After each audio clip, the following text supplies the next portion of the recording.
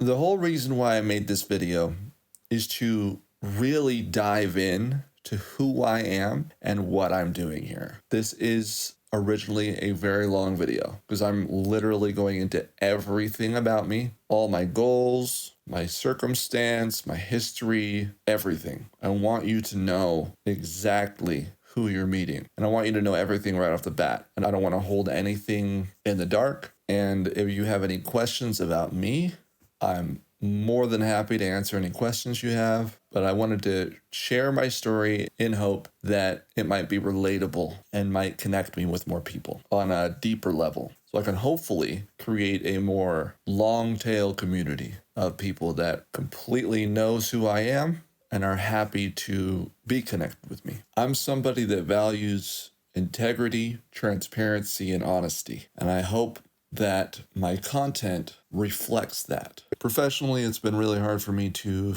figure out how to title myself, basically. Ever since I was in high school, after school, I would sometimes play video games, but more often than playing video games, I would actually teach myself how to do a lot of different things. I would basically follow the dopamine, as I've heard in social media, and teach myself how to edit photos, message other creatives on like a message board, and receive feedback on certain things. And it was really fun to do back and forth. It was like my own little video game. I would edit anime music videos and post those and see and get feedback from those. I would even develop websites that stemmed off of my desire to customize my MySpace page, if any of you know about that. All of those things eventually led me to grow a set of skills that allowed me to make connections and build a clientele. So I would advertise my services,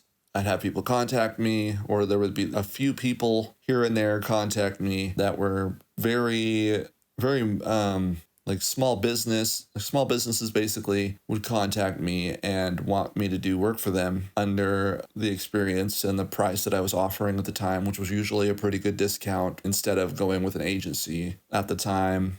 And I would later learn how to build clientele with that. I would later learn how to manage clientele relationships with that. And I would really be able to make money from those kinds of relationships. As that continued to happen, I developed a pretty broad spectrum of different digital creative skills that I now am trying to build a following and build a more well-known business off of those kinds of skills. And it's a lot of different things, and it's expanded over the years, so it's even more things. So it's like there's a lot that I've been doing off and on over the past couple years, and I really want to make a full living out of it and be able to work for myself doing those sorts of things. And I'll just quickly go over what those basically entail. And I tried my absolute best to really fine-tune and hone in a title that works for that. And what I've come down to, which you'll see on my profile, is independent, multidisciplinary digital artist. I've left it at that. As much as I want to call myself a producer, as much as I want to call myself a musician, as much as I want to call myself a graphic designer or a photographer or a web developer or a coder, like those things all kind of are going to have to squeeze down to multidisciplinary at this point. I've changed my title and how to describe myself multiple times, and I'm sitting with that, and that's what it's going to be for now.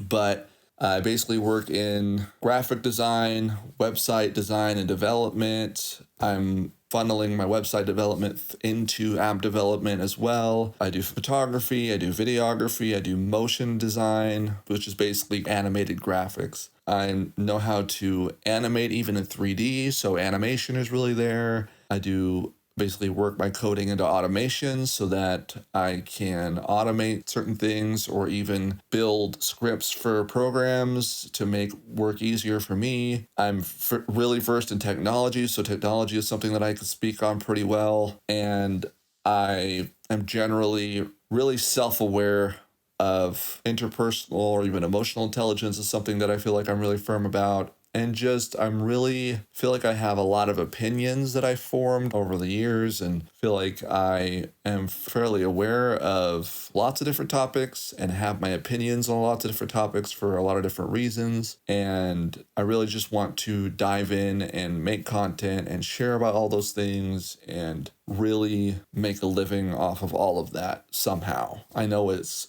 a lot. I know there's a ton of things that I can do. And whether or not I should do them, that's a different story. Like, I'm a busy bee, and that's just the way it's going to be. I love being able to move from one avenue to the next. It really helps spice things up from a day to day.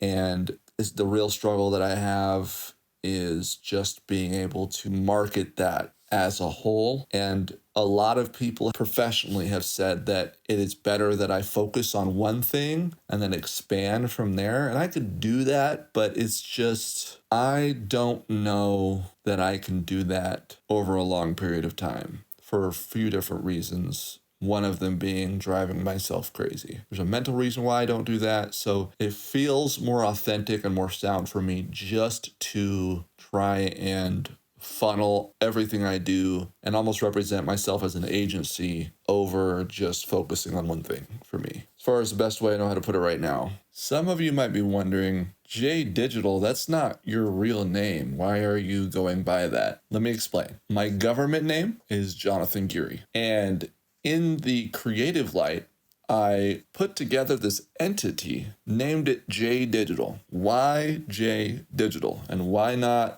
the letter J versus J-A-Y? I'll go into that really quickly. J, the letter, obviously comes from my first name, Jonathan. I knock off the J off of Jonathan. And then in the work that I love and the expertise that I've generated for over a decade has been digital creative works. So I took that digital as someone that is glued to the computer and any other devices that I have access to, and integrated that into the name. So J from Jonathan, digital as in the area of expertise, which then made J Digital. Now, why not just have it be the letter J and then digital? It's kind of hard to explain this part.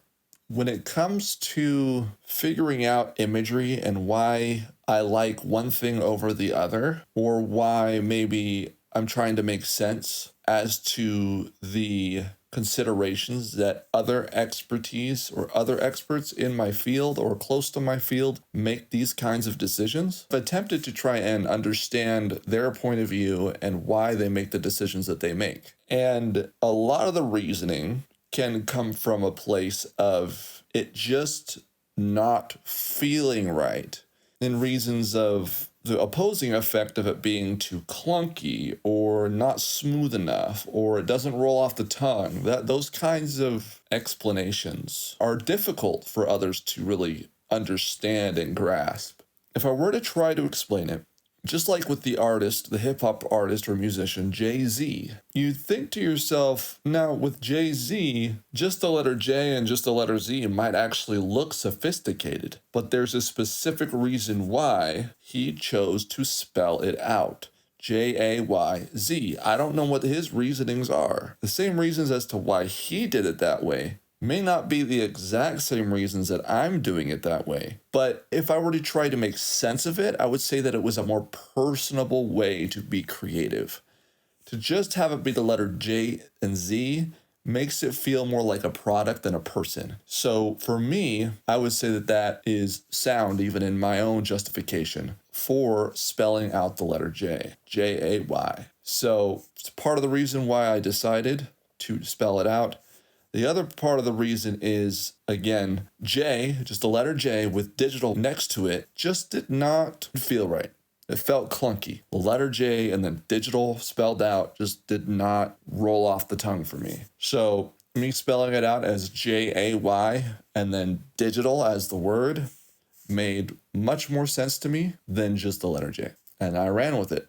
And it's made sense even when I registered my domain, when I put it through in my emails and whatnot. It just feels right to me. Now, just like letters, when you spell out letters that also have a substitutional name like K or J or maybe even Q, you run into the problem of when you say these letters, you're confused in the fact of whether or not I'm supposed to spell it out, as in J-A-Y, or just the letter J. So if I say to someone J Digital, they're not sure whether it's J-A-Y or just the letter J. And that makes sense. And I've ran into that issue many times with my name. There's a compromise that you have to make when choosing a name like that. And even with my last name, Geary, it's such a weirdly pronounced name that I almost every single time have to spell it out. And even when I do spell it out, people still don't spell it right. So that's something that I've just had to live with my entire life. I'm happy to continue to live with it with this new entity, J Digital, and just spell out J-A-Y Digital. I want to outline what you can expect from me as a content creator. First things first, I am always thinking. My mind is always racing. It could be about something specifically.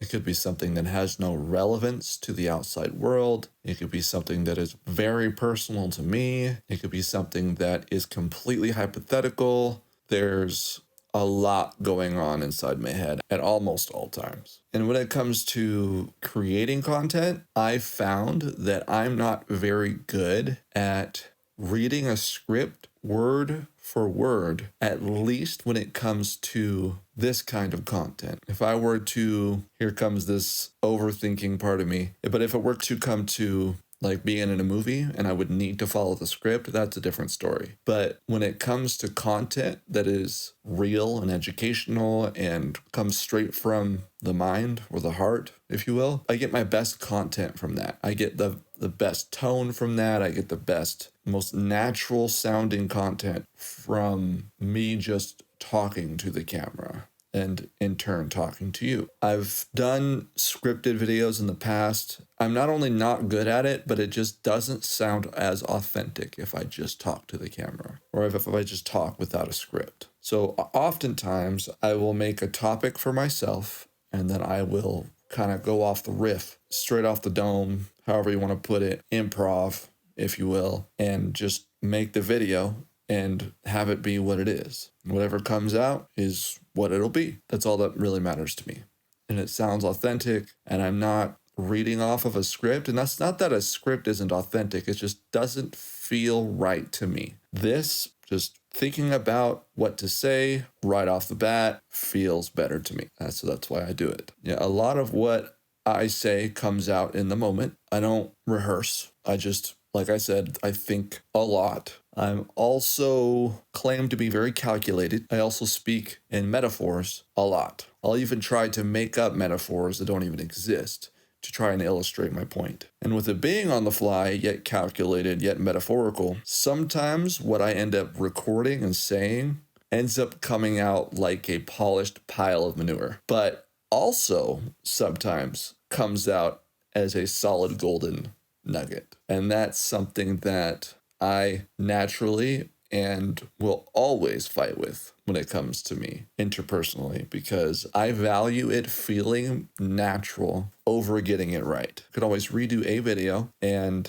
get it right the second time and have it feel authentic versus getting it right the first time and it not feeling authentic. I value it being authentic more than I value it being done the first time. All the while trying to be confident in what I say. Because just like anybody saying anything, you would ideally want the other person that's listening to know that you're speaking truth. And there's nothing worse than telling the truth with a shaky voice. So I find my confidence in speaking in the moment versus having it scripted word for word. Now, as far as my character extends quite a bit off of what I just mentioned about how I like to make content and kind of where my brain goes. But on a good day, you'll find me cracking an accent that I have no business imitating or trying to say some clever, unique joke that I have no business telling. But on a bad day, I'll tell you exactly why my day is bad and try to articulate it in the most technical way. Sometimes I'm perfectly content in my own skin, but other days try to stay alive, stay out of my own head just enough to where I can get through the day without driving myself down a dark rabbit hole. Now I want to go over really what I currently struggle with and what I have struggled with in the past. Let me figure out where to begin. I'll try to go in order. When I was really young, I unfortunately caught a staph infection, which caused issues in my ears. I'm not 100% confident in all the details, but what I do know is that it was a staph infection. It did reside in my ears, and it did put holes in my left eardrum and completely left me with no eardrum in my right ear. And that later in my life in school left me with disability level problems. Even though it's not documented as a disability necessarily, definitely still made it hard for me to do a lot of things growing up. One thing that I experienced that I don't know if the small amount of others in my position that may have experienced similar problems with their ears had fluid, basically earwax, what might have originally been a runny nose, but wouldn't actually pass through my nose. It would actually just come out my ears. And it was not a pleasant smell. It would run down my earlobes and my neck sometimes. It was not a good smell. It was not a good look. It was abnormal. It was different. Kids my age, mind you, like elementary school, did not really know why that was happening, and they didn't really care to find out. They just kind of stayed away from me. And the reason why that was in elementary school is because, from what I remember, the doctors that we consulted with basically said that if we were to do surgery that early on in my life, that it might actually cause more problems down the line as I grew older. So we waited until about middle school to actually do anything about my ears. So I essentially lived with the infection, went through multiple rounds of antibiotics. Basically, this is what my mom has said that had happened. Antibiotics basically didn't work at all, no matter how many rounds of antibiotics we did. Then she went the holistic route because the antibiotics weren't working, and then the holistic route ended up working. So then we were able to get rid of the infection, but then live with the repercussions of the infection, which was the drainage I was just talking about. It wasn't just the social aspect. I legitimately was partially deaf as well. And it was about 40% hearing loss. At least that, from what I remember, was the last test I've done recently. Not very recently, but like not in elementary school. I don't remember any of the tests then, but I'm like 80% confident it's a 40% hearing loss. And that hasn't only affected my social life, but it's also affected my academic life to a point where anytime I was in a classroom, like I was always the kid that liked to sit in the back, but my hearing would not help me in that regard. So if I sat in the back, it was hard for me to hear the teacher. So I wasn't learning as well as the other kids in the classroom that had perfect hearing and could hear the teacher the whole time. So I was told that I needed to sit up front so I could hear the teacher enough to actually get the information that I was supposed to get. But even with that, the lack of hearing kind of led this weird, my mother calls it a learning disability, but this weird perspective when it comes to learning. And it might be weird to some, but then it may not be weird to others. Depending on how you look at it, you could see it as a learning style or you could see it as a learning disability. But regardless, my academic life wasn't easy. Even after I got surgery and my ears stopped draining the way they were in middle school, was actually to form a social life. But then my lack of experience in a social life led me to make some pretty poor decisions in my social life, even after being able to form a social life, and led to depression and other sorts as I was entering my teens. I struggled succeeding in school for that reason and would do things like not complete my assignments 100% or have troubles in testing because I would almost overanalyze the questions that I was reading, and I would take everything intensely literally, which is something I still do to this day, to a point where testing itself became very overwhelming, and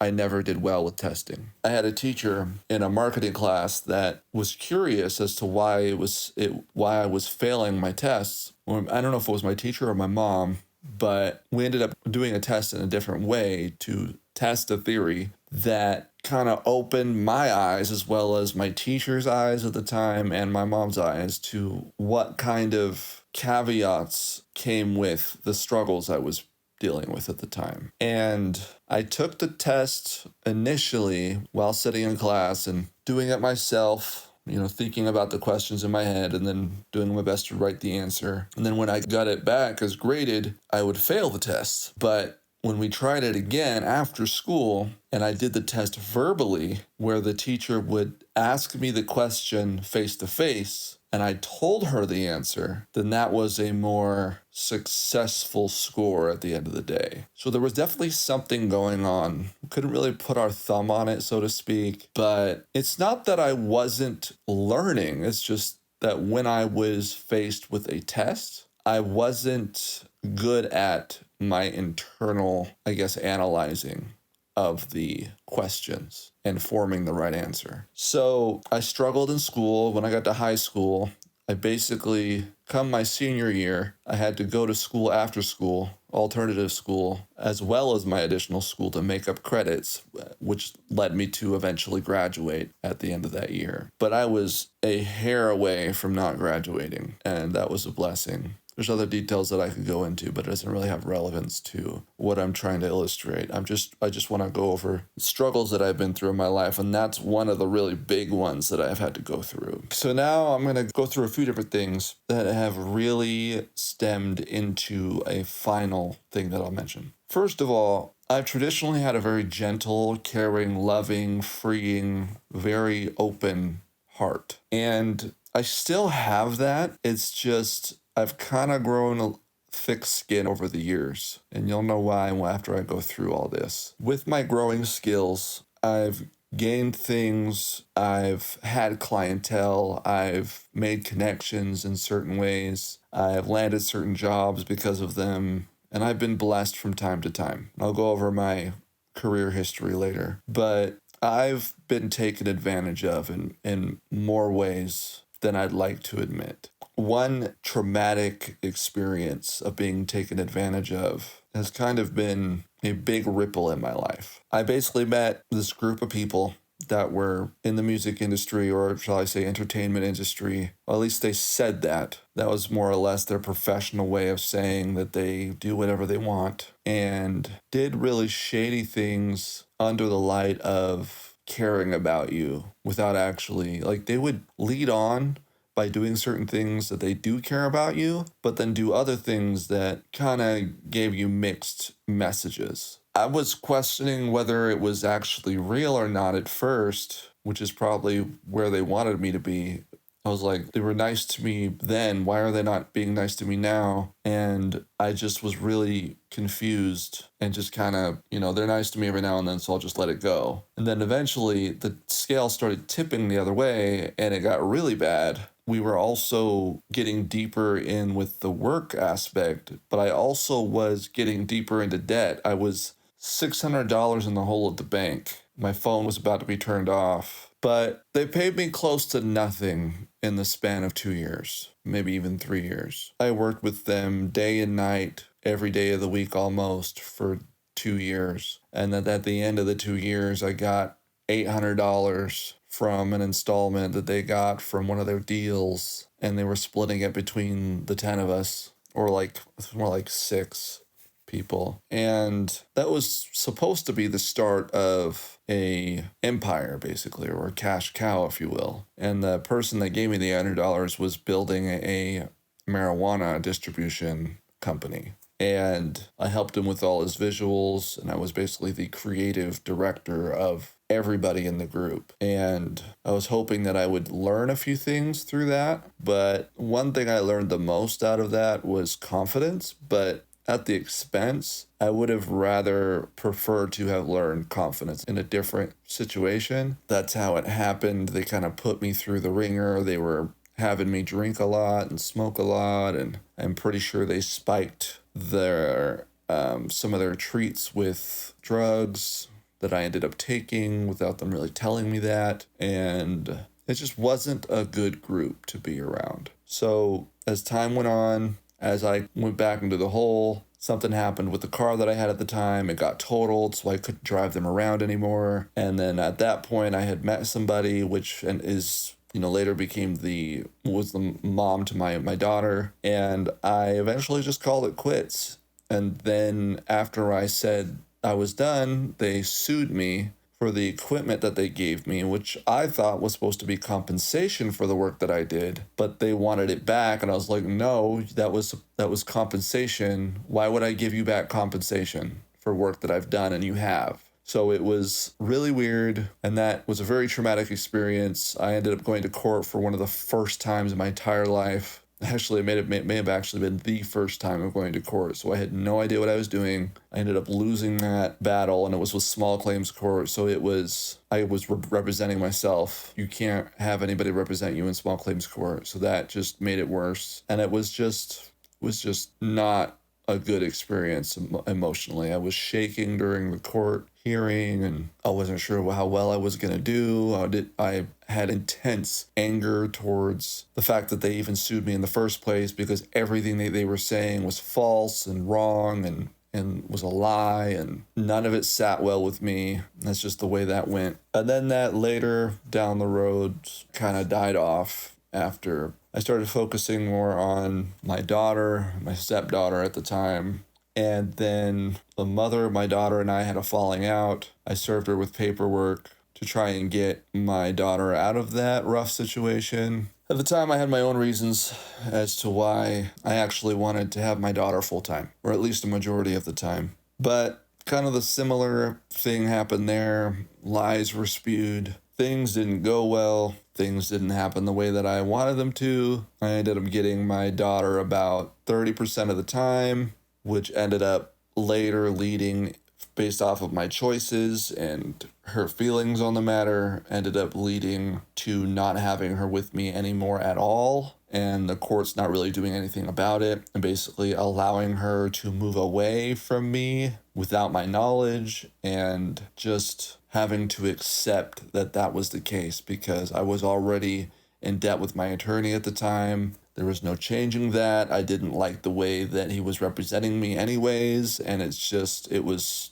too little too late at that point. And I had to live without my daughter for almost a year, I believe. And then as things started to look up, I just, due to my financial situation and my mental situation, things just got worse and worse. Even though I had a good job, even though I felt like I was doing all of the right things, even though I felt I had confidence in what I was doing, I would later, which is kind of where I'm at now. At the time, I was dating my baby mama's best friend, or supposed best friends. That they were best friends earlier on in life, but they kind of had a falling out for different reasons. I knew her kids really well before we got together, so it just felt right at the time. So we started dating, moved in with each other, we got a house together.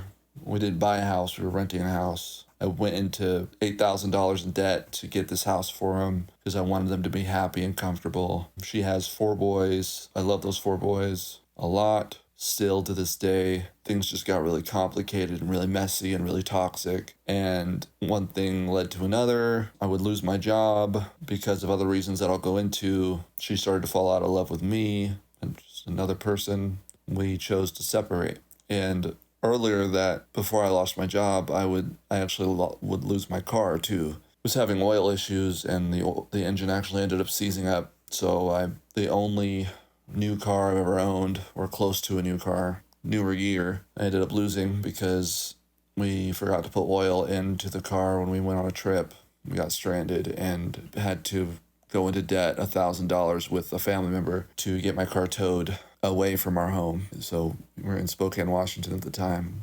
We're on our way to Seattle to pick up my daughter, to spend time with her. And I don't know. It all fell to pieces, basically. And that's another, I could go deeper into that later. But it all fell to pieces. I'm now living with my mom. I don't know if I'll ever get back together with that woman that, and her kids that I all love dearly at this current time. Status on that will change in the future, hopefully. I mean, we'll know, obviously, whether or not I'm with them or not in the future. But the other stem that I'll talk about, I've had anger issues And that partially stems from my hearing problems as a child. My mom has mentioned before that because of my hearing, it led to communication problems in my family as a kid, and I would actually throw my head back in frustration and hit my head on the floor. And I actually remember doing this as a child. I would smack my head back on the floor out of frustration really hard, and my mom would be concerned that I would give myself a concussion because of how hard I was hitting my head. And that stemmed into my life all around in very bad, negative ways, which then would stem into my relationships, which is the main reason why I've lost my 2 relationships that I've been in recently. I just get really angry, and what the term is nowadays, from what I recognize, is the term is crash out. I crash out very easily, especially if occurrences happen one after the other, where it builds up frustration. I end up sometimes destroying things. I hit inanimate objects like door frames or things that I hold. Like at one point, I acted pretty crazy and bit my phone because I was getting frustrated because of how my phone wasn't working in a moment of frustration. And I end up doing some pretty crazy things. And I'm not proud of that at all. And I'm really sorry for everybody that has had to experience that. And it's gotten to a point where I've lost the people that I still love to this day, and I hope I can fix it enough to maybe be able to come back to them. But that's a big if. I really don't know what's going to happen there.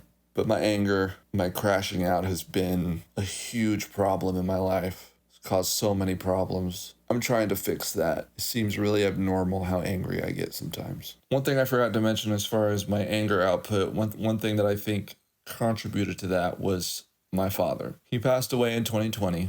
I believe he died due to, this isn't the found answer by the professionals, but I believe that he passed away due to overmedication because he was admitted to the psych ward quite a few times months prior, and his medication got changed multiple times, and it just seemed like his body was failing due to that. But then again, as my uncle pointed out, life expectancy for people that experience manic bipolar depressive disorder, which is what he had, is around the same age that he passed away, 50, 60. So it's sad that he passed away so early, but I mean, it's not something you can control. During my graduation, my father was actually in jail, but he's also the same one that helped me actually pay for the alternative school packets that I was doing. So it kind of broke my heart that he wasn't there because he's the one that helped me, but he was also going through an episode, so I sort of understood. During his episodes, he would get, or even outside of his episodes, he would kind of elude that same kind of short fuse that I feel like I might have picked up on as a child. Doesn't make it right. It's just, I feel like his anger might have contributed to where my anger sort of came from, or there's a mixture of all those things, which I don't know if I said this prior, but because of my anger issues led to all my relationships failing. And this season right now is supposed to be the season where I sort of fix all that so that the next relationship I get into, whether it be a revived relationship or not, it's something that I'm able to stay ahead of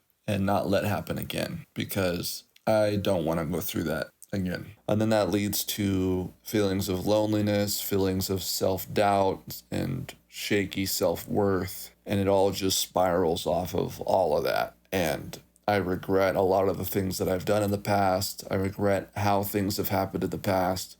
And if I let myself think about it enough, I will stem into a really dark depression where I don't get out of bed for a few days. I tell you that to share that I'm human and that I have struggles of my own. Despite the confidence that I try to elude, I struggle. And right now, which I might cover again a little bit later in the video, that I am not happy with where I'm at. I'm living with my parents in a spare bedroom. I don't pay rent because I can't afford it. I work at McDonald's right now. I was making $20 an hour, but now I'm being bumped down to $16 an hour. I used to make more, and I'll go into that on the next part of the video. I gotta go get something to eat. I'm gonna lose sunlight through my window. The lighting scene's gonna change. If you've made it this far, thank you so much.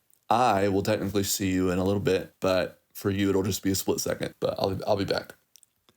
The next section or next area that I want to talk about is my career. I've already spoken about my freelancing. I've already spoken about the relationships kind of in between that with my struggles, because that's part of it. But I wanted to speak on what I have actually been able to establish for myself, work-wise or career-wise, outside of my freelancing. So back in high school, my first job was a job that my dad had got me. And the only reason why I got that job is to work the job and get extra school credit with the job. My high school had a program where I could earn extra credits while I worked that job. So I wasn't just working that job, I was also doing alternative school after school, but I was also doing regular school. So it was regular school, alternative school, and then my job. And that period of my life really defined what work ethic was for me. It was a really proud moment in my life, also kind of a sad moment.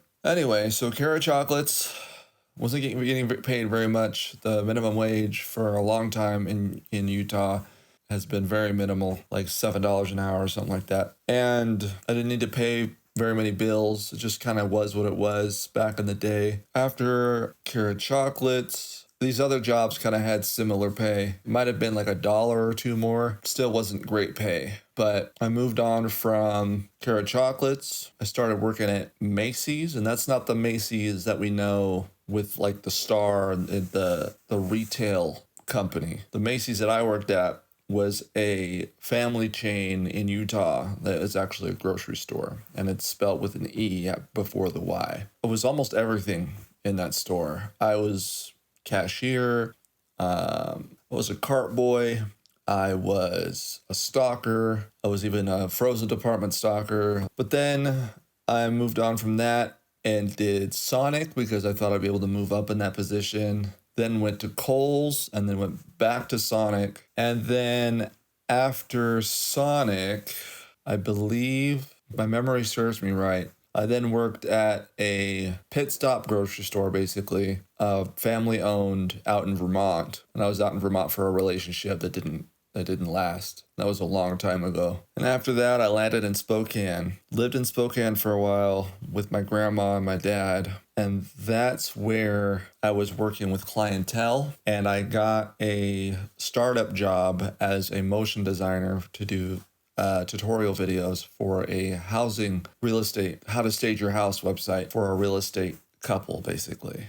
And with that, I was making $18 an hour. That was actually one of my highest paying jobs to date at that point. But then we finished out that job. They no longer needed me because their product per se was finished and complete, and they were just trying to sell it at that point. And then I had to find a job, and I got a job as basically a remote taxi cab dispatch. So it was East Coast hours, but I was on the West Coast, so they were really wonky. And that's when I was working with the group that I told you about before that later sued me. And then after that, I was with my baby's mom at the time and worked a few different jobs. I worked for NG Insight, which was like a cubicle desk job, which I really enjoyed, but they trained me wrong, so I decided to leave. I also worked for Alorica prior to that, which was a call center job for American Express. It was a call center that was contracted with American Express. And then after NG, I got my job that I had prior to me now, which I'm working for McDonald's right now. And that was my commercial photographer gig. And that was my first real full-time creative position. And I was a commercial photographer for Zach Designs. I started at, I believe, $25 an hour, which is the most I've ever made. And then Ed left the job at $27 an hour. They were also the only job, from what I remember, that actually would give me a pay raise every year. So no matter what happened, because of inflation, they actually gave you a raise. Wasn't a very big raise at all, but every year they gave you a raise of however many cents. And by the end of my 5-year term there, I went from 25, I believe, to 27. It might have been 22 to 27. I could be wrong. But basically what happened there, a year prior to me being relieved, management changed and they ended up hiring a third-party freelancing agency to later replace me. And they didn't really inform me of that from what I remember. And it was very destructive to my life. Because as probably most of you know, 27 an hour is not a bad pay at all. That's about $55,000 a year, so that's actually pretty good. But to have to go from that to nothing and then working your way from the ground up, and for some reason, it's always been really difficult for me to get hired in creative agencies or even in like creative technology companies. Like it's been an interesting ride. And I think the majority of why that is not only because the creative industry is so saturated, like most positions in those fields are taken care of, like they're filled, but also a lot of the companies really only hire you if you have college experience, which sometimes on a ethics standpoint could be really looked at as backwards, because for me, someone that has passion in the industry and has been working as long as I have in just experience alone and actually had success stories with freelancing, I would say that that is more effective than someone just out of college that has the knowledge but not the experience. Whereas a freelancer has both the knowledge and the experience, just the knowledge may not match up with the jargon of someone coming out of college, which I don't see that as important.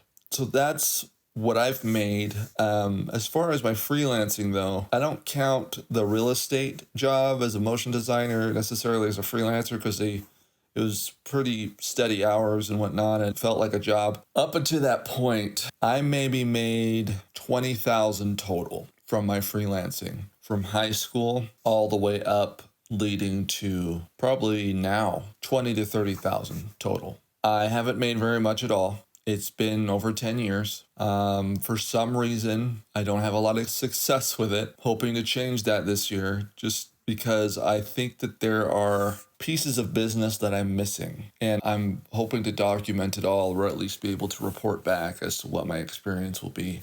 It's only been this last year that I tried to start where I did the legit paperwork for a business. I got myself an LLC, I had a business license, this and that. That didn't really change anything, but then again, it could simply be because I'm ignorant on those things. Right now, I am working on getting a business license here in Nevada, Battle Mountain specifically, which is northern Nevada, not by Las Vegas or anything like that. And I'm also going to be looking at signing up with the Chamber of Commerce, which is something I've never done. I haven't been given a blueprint.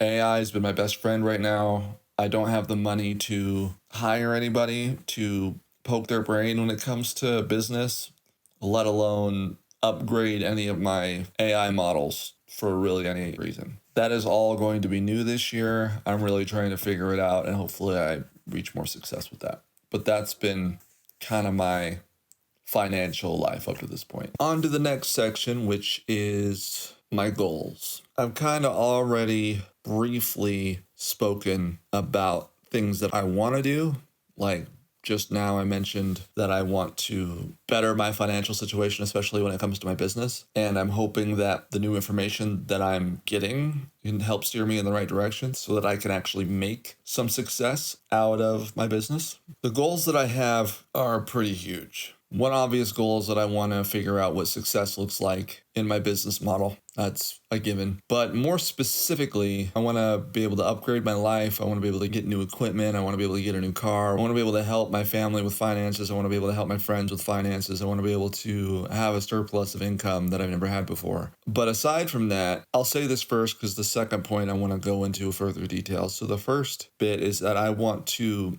be able to create platforms for people that can apply for financial aid, basically, in either just general finances or financials around being a creative. And I want to have a surplus of income that will allow me to funnel that into those programs and actually give that financial aid to people that say want to do music or want to do graphics or want to do video production, and kind of help them get their foot off the ground as far as getting equipment and then being able to kind of coaching them, almost like angel investment maybe. I've never met an angel investor. I don't really know what that's like. I've only done research, but I don't want to say investor because I'm not looking to get the financial aid back. I just want to give the money out and say, have fun, basically. That would require a lot of money. Moving into my next goal, I eventually want to be able to live remotely in a van and be able to really drive anywhere within the United States. So if I say I want to go hang out in San Diego for a week, I can do that. Or I want to go spend a week or so with my daughter out in Georgia, which is where her mom has brought her to without my consent. I can do that. A more broader scale goal is that I want to make $50 million. And that's a big number, but I also see it as very achievable. And the $50 million is to supply my whole family and my close friends, at least that I see my close friends, and be able to retire them completely and allow them to live out their life in retirement without having to pay anything for anything. So like pay their cars off, pay off their bills for the rest of the time that they're alive, pay for their house, pay for land, pay for everything. You name it, paid for. And with that comes a lot of money. But for me, if I put it into perspective for things that I'm looking at and things that I know how to do, I see that as achievable. And I'll tell you why here in a second and with more detail. A couple things that I think make it especially achievable for me is being able to, which is something I want to do, is build websites or web apps and even mobile applications that are what people call SaaS or sell as a service website that basically is like a Netflix where you have a login that you pay for. And as long as you are paying for that membership, you get access to, with Netflix, it's movies and shows, but with my ideas, you get access to specialized services that are built like an algorithm and help you with XYZ. Insert solution for a problem here. I really want to be able to create things like that.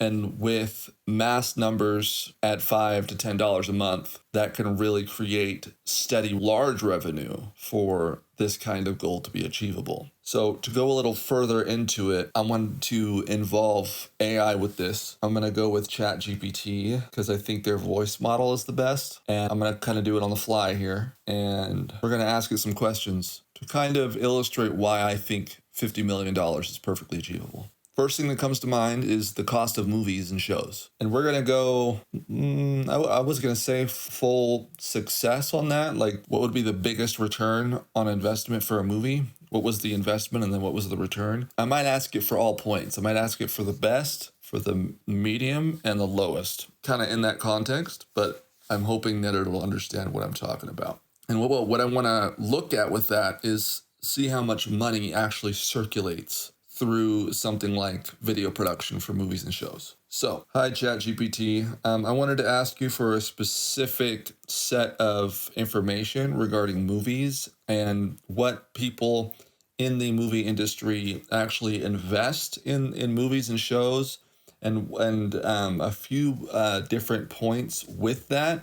What would be the best, or like what has been historically been the best investment and return on investment or success in a movie or film, and then that same kind of benchmark for a medium investment or like a medium ROI, and then a low ROI or maybe even a failure regarding that. So if you could provide a few different titles that kind of fit that criteria, that would be really helpful. Absolutely. The film industry definitely has a wide range of returns on investment.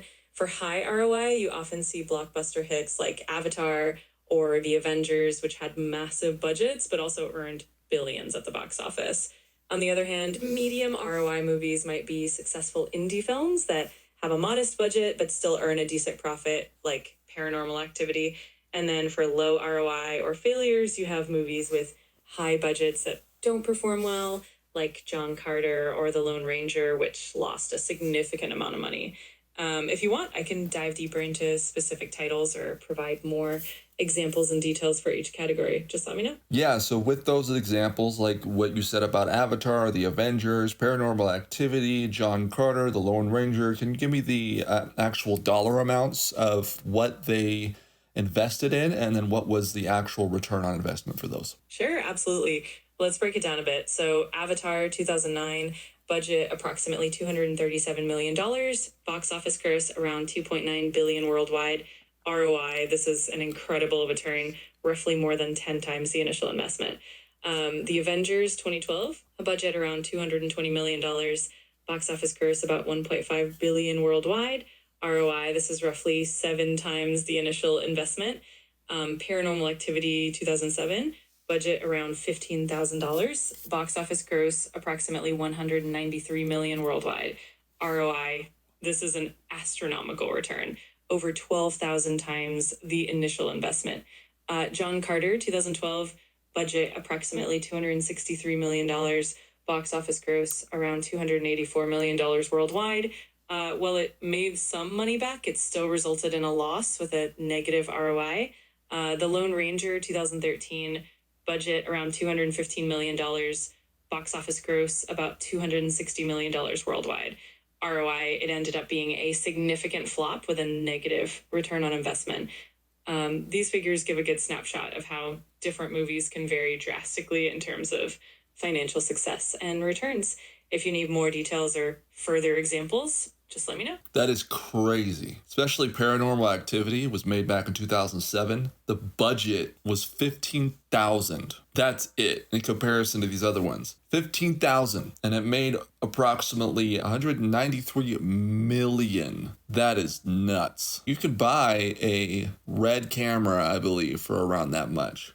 $15,000. That is nuts. That is crazy. See, these are the things that I find when I do research, and it's just, it blows my mind. And with that 50 million goal that I mentioned, it's nothing compared to these. Like, you have even the Lone Ranger that put in a budget of 215 million. These are regular numbers that get circulated, especially through the entertainment industry. It's not science fiction for me. 50 million is nothing. And that's what I want to make and able to retire my whole family. Like, I don't think that that's a problem at all. I think that does a really good job on outlining how it's very feasible to do the 50 million goal. So another thing I wanted to outline with AI real quick is how much big SaaS or sell as a service products actually make, with some of the popular ones being streaming platforms like Netflix. I'm going to ask it for maybe the top 5, including Netflix, in not just streaming platforms, but overall, as far as what kind of revenue they make on a yearly basis. That's some really good information. Thank you so much for that. Another piece of financial information that I wanted to bring to light is essentially the revenue that is made with sell as a service platforms or of the like. Kind of like Netflix, where you have a web app or an application or what have you, an online service that you pay for a login essentially, and then with that payment you get something back with it, something that helps you with the service or gives you entertainment or this, that, or the third. I'd like for you to give me the top 5 in this manner and give me yearly revenue that is put through those top 5s, and include the not outside of the top 5, add Netflix to the end of it, which will be the 6th item. So 1, 2, 3, 4, 5 being the top 5, and then the 6th one being Netflix. If you could help me with that. Sure. So the top SaaS companies by revenue are Microsoft with about $245 billion in the latest fiscal year, followed by Oracle at about $53 billion, Salesforce at roughly $34.9 billion, Adobe at around $21.5 billion, and ServiceNow with more than $10 billion. Netflix, included as well, generated about $39 billion in its latest fiscal year. This gives a good overview of the top players in the subscription-based service space.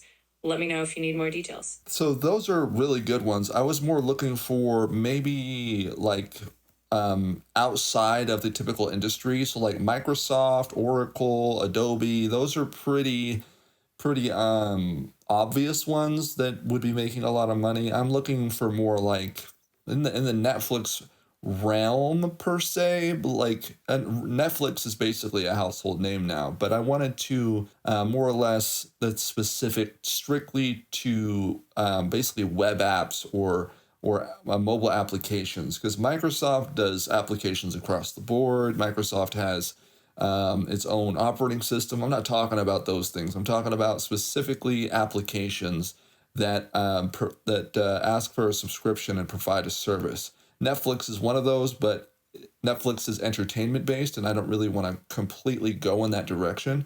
Netflix is a good one, but and that's good to know. So you can leave Netflix out of that for now for this next output, but for moving forward, give me 5 more that is more specifically web app based.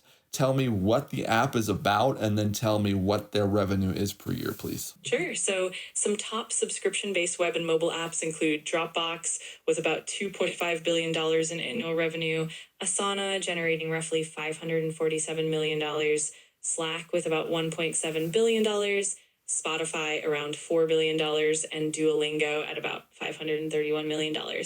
These companies focus on recurring subscriptions in various fields like cloud storage, productivity, communication, music streaming, and language learning. Let me know if you'd like more details. So in short, 50 million is nothing. It's absolutely nothing. When it comes to these companies right here, like Dropbox, Asana, Slack even, Spotify, and Duolingo. These are a lot of companies that have made a really good name for themselves, granted, but if you can make a really good product and get it to enough people, you can really make a pretty penny with that kind of project. And that's the kind of revenue that I want to make on a yearly basis. And again, for me, as long as I play my cards right, 50 million is nothing. Nothing. So I don't see that as an unrealistic goal for me. Again, I have big goals that are going to take some time. And I wanted to end this video with what to expect from me as far as output. There are things that I want to do, things I want to try that may make it to the public or may not. Whatever the reasoning might be on why it does or doesn't will usually be one of two things. One, it would be equipment based, as in I don't have the technology needed and able to do it, or money based. I don't have enough money to either get that new equipment or buy whatever I need to make it happen. Or I'm not in the right place in my life to do it quite yet. The things that I want to do is I've been doing reactions for a little while, and I want to get back into that. It's just this season of heartbreak for me has been really heavy, and a lot of my last relationship kind of tied into a lot of that stuff. So it's really hard for me to open that stuff back up. But I still want to continue that road. I still want to be a reactor, and I want to continue that path, make more content around that, reacting to multimedia, whether it be movies, shows, scenes, music, whatever it may be, music videos.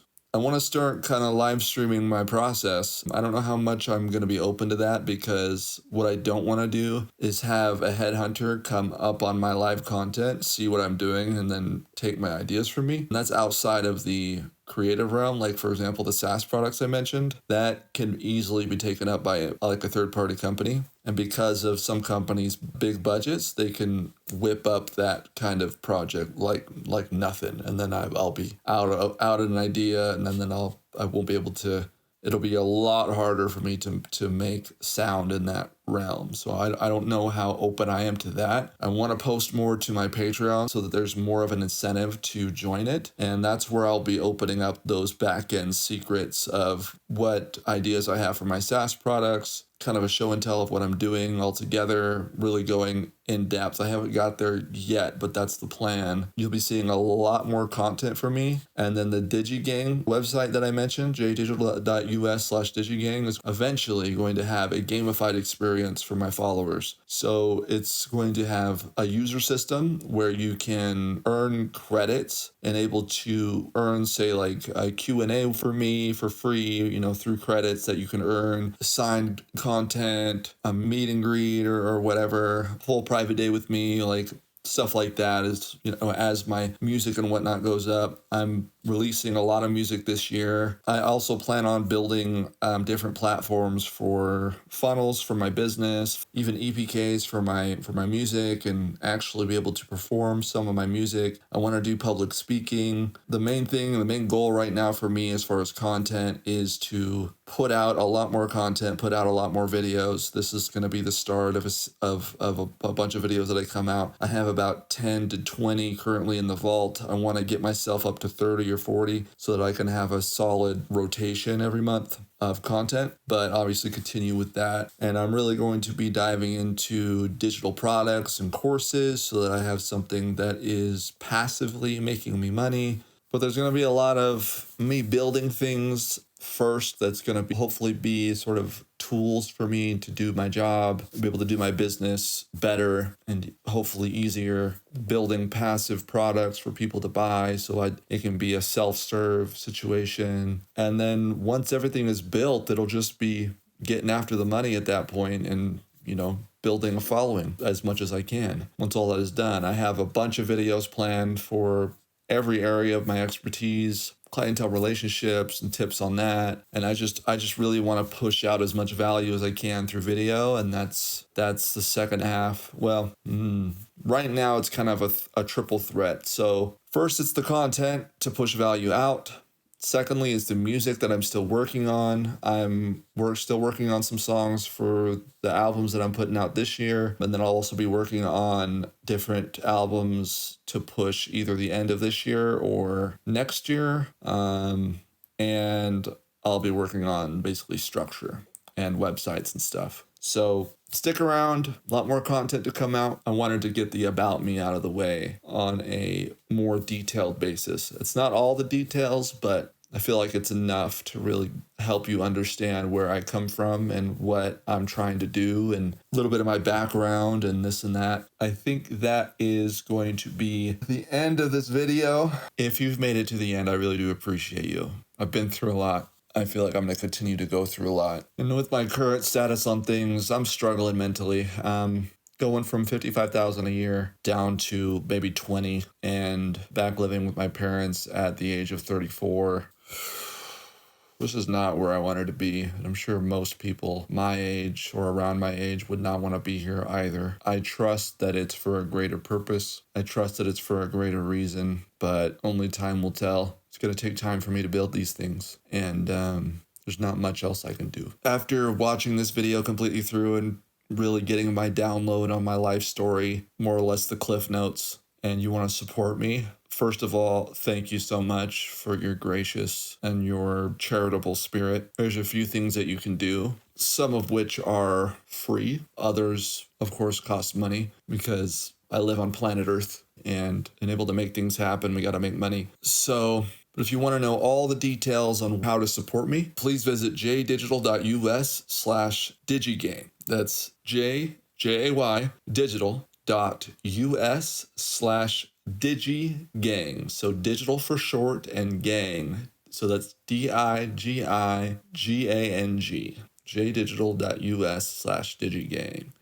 DIGIGANG is basically the audience name for people that follow me, that support me one way or the other. It's just kind of my audience name. Like, for example, I don't know any off the top of my head. Yeah, so Mr. Beast being Beast Gang or Beast Fam, Casey Neistat Fam, Logan Paul, Logang, stuff like that. So DIGIGANG is my version of that. If you've made it this far, thank you so much for watching. Visit jdigital.us/digigang to support, like, comment, share, follow, subscribe, do all the things. Those are all the free ways that you can support me, and I would really appreciate it if you gave your 2 cents in the comments.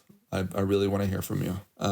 Whatever that is, a few fire emojis, tell me your favorite part, tell me something that surprised you, anything.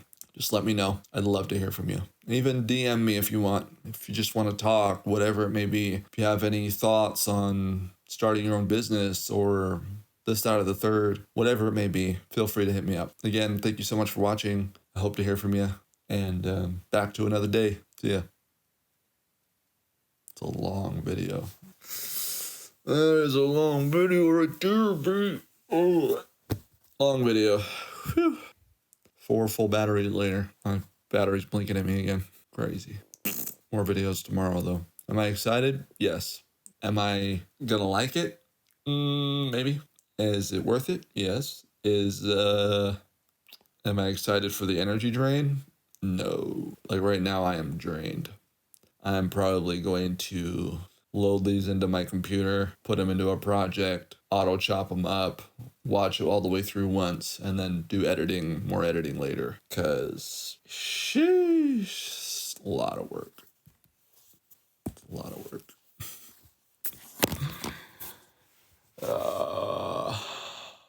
Sometimes I think to myself if it's even worth it. Crazy, crazy, crazy.